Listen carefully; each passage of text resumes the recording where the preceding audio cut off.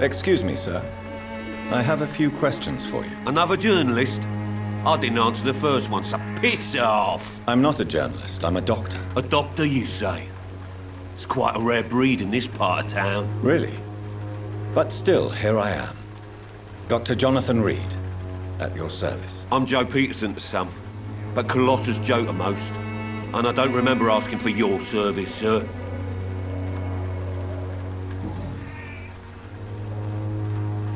May I ask what you do around here? I do whatever I want, and sometimes even more.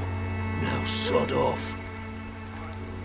How did you become the local bully everyone is afraid of, Joe? There's no pride in roughing up poor bastards. But this is the only job I've found. And it pays well, too. A job? So you're racketeering for someone else? I got enlisted by the Wet Boot Boys, a gang from the docks. I'm their muscle for their dirty work. Most people don't become thugs when unemployed. This is a choice you made. I don't care what you think, sir. I do what I have to do for my own reasons, and that's that. I'm not sure Mr. Lewis would agree with your by all means necessary philosophy, sir. Oh, do you really think he's the poor victim here? Barrett can be as sneaky as anyone. Long ago, I even called the bastard my best friend. According to you, physicians are scarce in this part of town. Why is that? Not familiar with this neighborhood, are you? I guess your fancy colleagues are too afraid of being stabbed in the back. This part of town does have quite a reputation. Would you say it's justified? Totally. Look at me, for instance. I always look my opponent in the eye before knocking him out.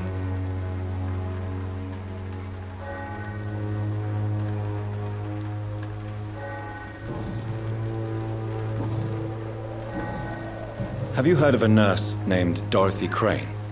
She's a colleague of mine, and is supposed to live around here. Dorothy Crane?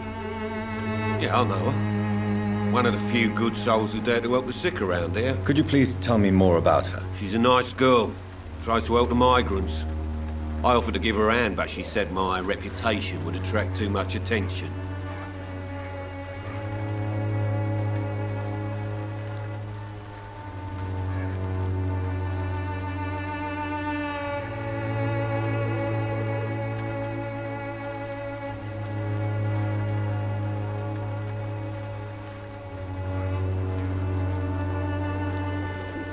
Goodbye, Mr. Peterson.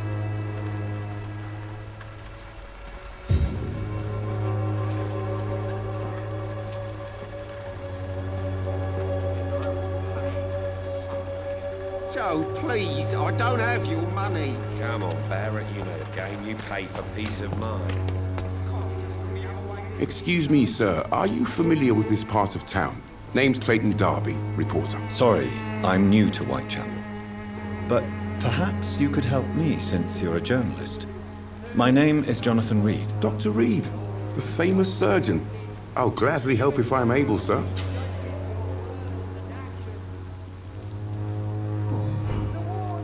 Why are the newspapers keeping silent about the Spanish influenza? It's as though none of you care. There's a war going on. People shouldn't be demoralized by news of deadly diseases. I served in France. Our top priority must be to put an end to this butchery. This war must stop now. Sir, streets are a battlefield too. An invisible and untold war is going on, and it must be stopped. Have you any idea of the danger you face in these streets at night? I've had to run and hide more than once from frenzied mobs incensed by the fever. Do you think the flu is really responsible for this, Doctor? That science is unable to explain the facts doesn't mean there is no rational explanation. I confess, I share your point of view, Doctor. What is a journalist doing in this borough after sunset? He goes where none of his colleagues would dare to go, to inform the country. That's quite honorable of you. But is the public interested? Not at all, sir. And that's why I'm an independent journalist, hoping to sell some stories.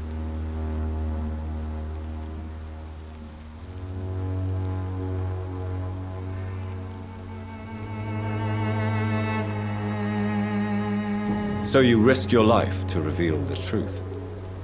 I saw many reporters do the same during the war. Whitechapel is the crucible of so many untold stories and tragedies. I want people to know them.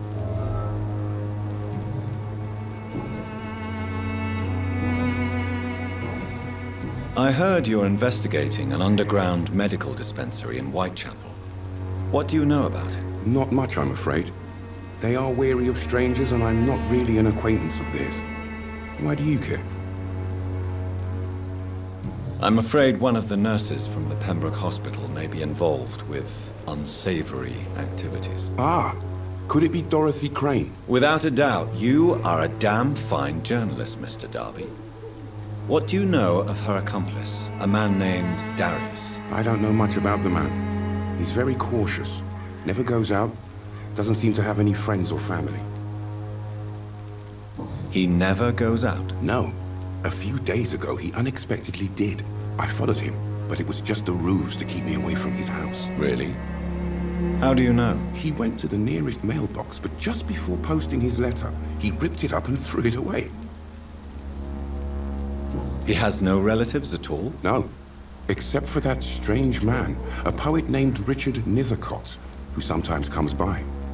Darius would never let him in. Where can I find this Mr. Nethercott? He spends most of his time lurking around Whitechapel, talking to himself or declaring verses. These days, you can usually find him behind the church.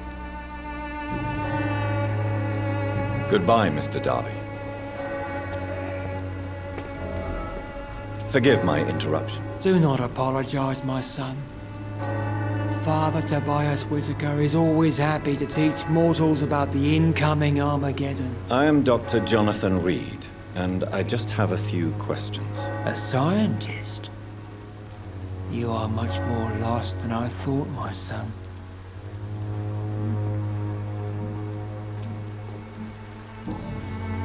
What do you mean when you say that I am more lost than you thought? All scientists are entangled in a world of causes and consequences, and most of them can't see the plain truth. Quite a judgmental opinion, if you ask me.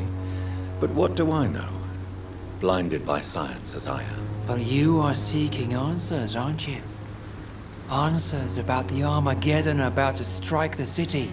Answers about the hidden truth.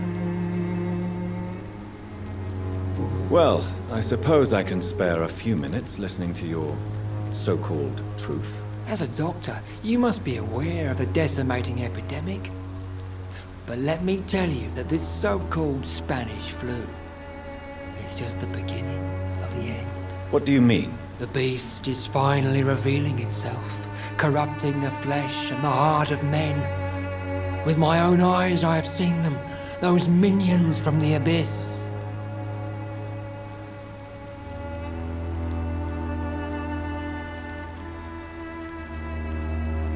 Really? And what would be your answer to this biblical threat? We must fight the disease before this legion outnumbers us. But not with scalpels and microscopes. No. What is left then? Cleansing fire. Tell me, Tobias, what exactly is your plan concerning the cleansing of this city? God will recognize his own. More than once this city has risen from the ashes, hardened and purified by the flames.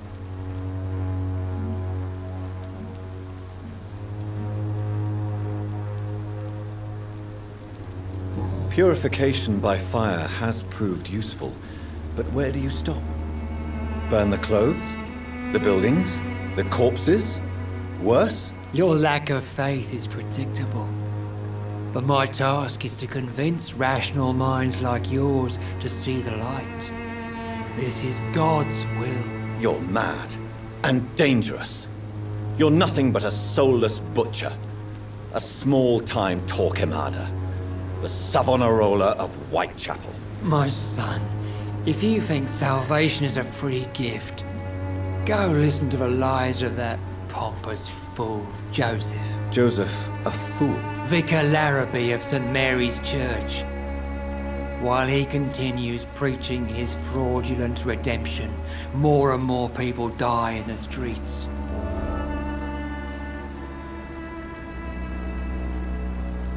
What do you mean when you say that I am more lost than you thought? All scientists are entangled in a world of causes and consequences. And most of them can't see the plain truth. Quite a judgmental opinion, if you ask me. But what do I know? Blinded by science as I am. But you are seeking answers, aren't you?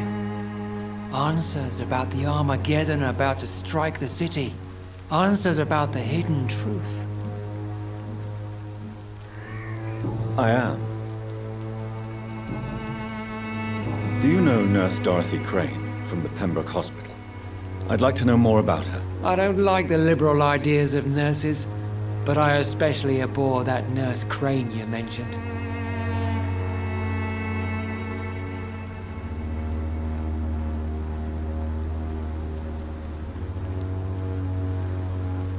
Why do you hate Nurse Crane more than other nurses? Before coming to London, she was a member of the communist resistance in our country.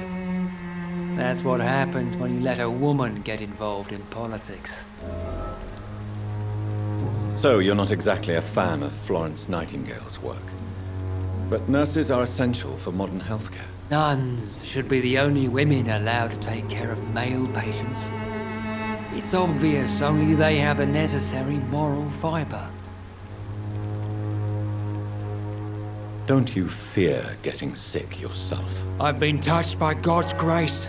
I am perfectly healthy.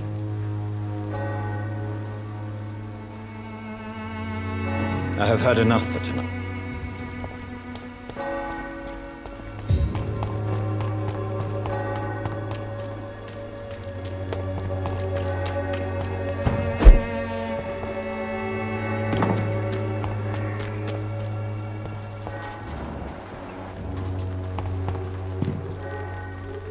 Good evening, miss.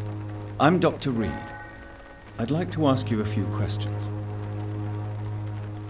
I know what you're thinking. A tall stranger who meets a girl in the street at night. It reeks of the penny dreadfuls. But I mean you no harm, truly.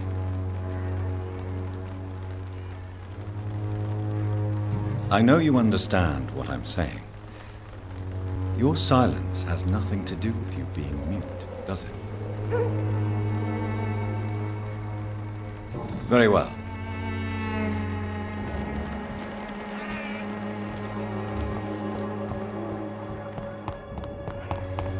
I cannot enter.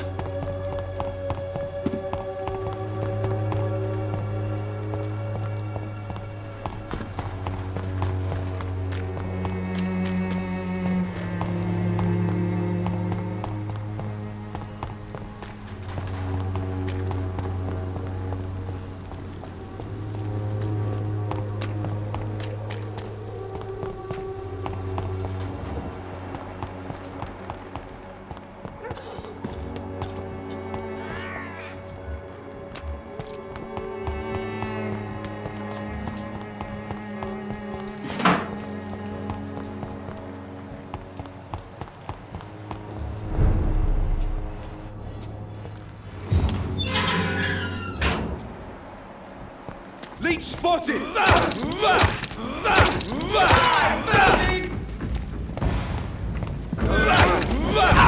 Charge! Back to the shadows!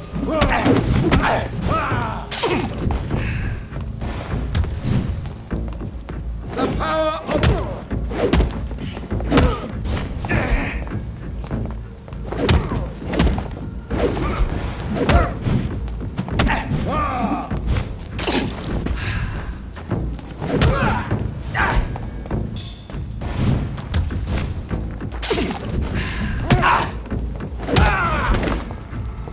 This man stuns me with his faith. His crucifix. This is not good news.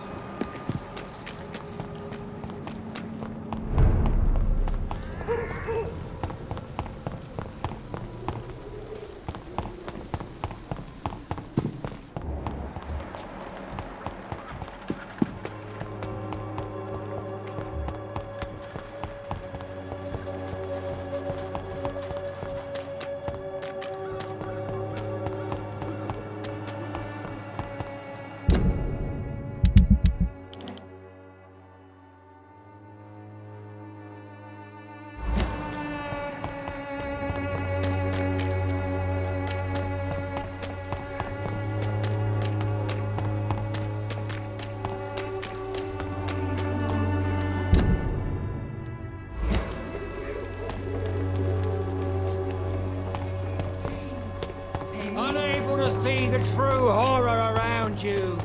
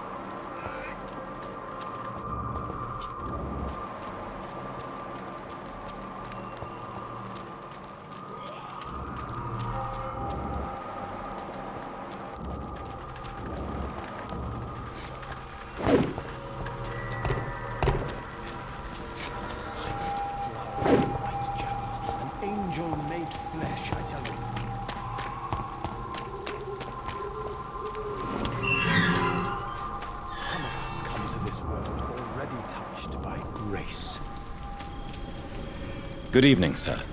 I'm Dr. Reed. I would like to ask you a few questions. Please be my guest. Although I may not be the best informant regarding this part of town, my words speak about that which the eyes cannot see. Really? Are you an artist of some kind? I'm a poet, sir. Richard Nethercott, at your service.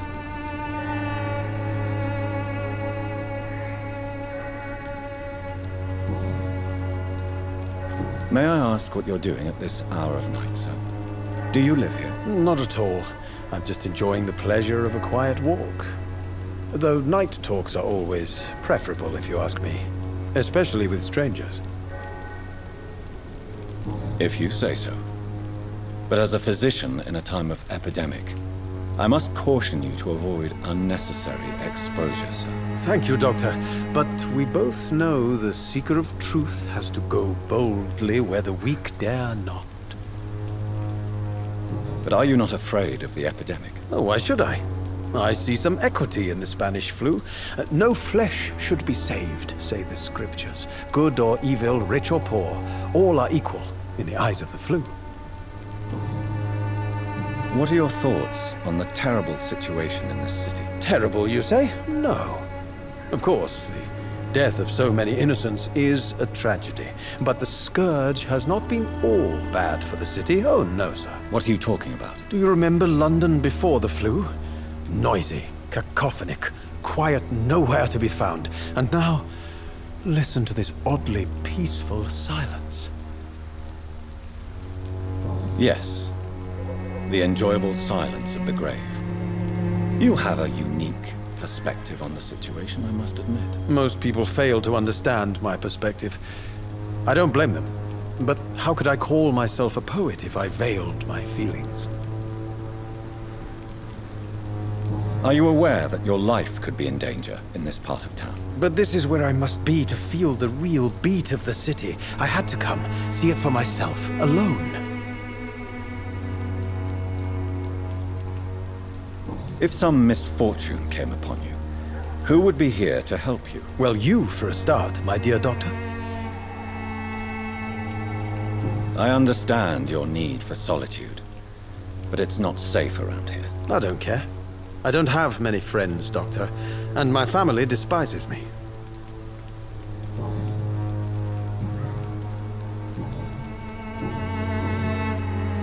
Tell me, Mr. Nethercott, why seek inspiration in Whitechapel? The place is not beautiful per se, but how to explain it? Stirring and challenging. Do you not think it a little morbid? On the contrary, sir. Whitechapel is full of life, full of beauty.